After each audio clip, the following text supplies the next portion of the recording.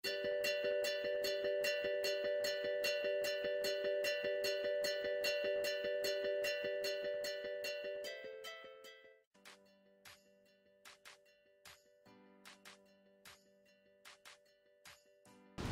היי, איך קוראים לך? תואר.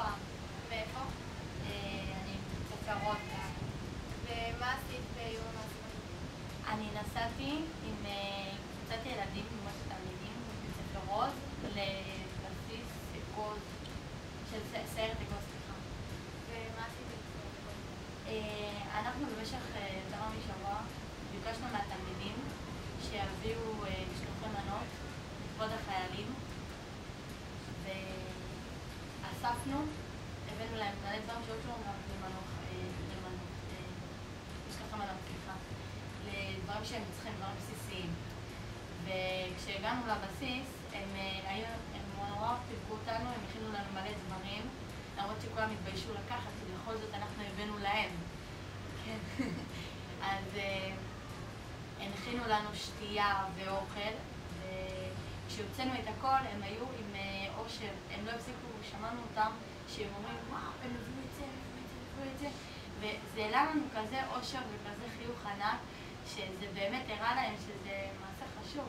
כאילו מבחינתנו זה מילא אותנו, חזרנו עם דמעות, היינו כל כך מאושרים רק בשביל לראות אותם, אומרים וואו, תראו את זה, וגם הצטערנו איתם ודיברנו, יצאנו טיפה לדבר, כי בכל זאת התביישנו, אנחנו לא מכירים אותם כל כך, ובכל זאת חיילים, והם צריכים לשרת, הם היו צריכים גם לעבוד ביום הזה. שבאנו אליהם בהפתעה גם. וואי, זה מדהים, ואת חושבת שיום המעשים הטובים זאת הזדמנות לתרום מעצמך יותר? תמיד, ברור. כי ככל שאתה תורם יותר לסביבה, הסביבה יודעת להעריך את זה. הבן אדם, לפעמים יש בני אדם שלא עושים את זה תמורה לקבל משהו. כל אדם זה סיפוק הנפשי שלו. למשל, הסיפוק שלי זה היה באמת שאני הבאתי להם, ובאמת יצאתי עם חיוך וישתי מאושרת, ולא היה לי בקושי מילים להוציא מרוב האושר, החיוך שלי. ומה היו התחושות שלך שנתת להם את המשלוח? בהתחלה אני התביישתי כמו כולם, כי בכל זאת הגעתי למקום לא מוכר, לא שאני מכירה את האנשים פעם ראשונה, ולהיות עם עוד קבוצה של ילדים שאיתי, שכולנו היינו קצת בצד, התביישנו, ואין לך בדיוק לפתוח את העניין, לדבר ולתת.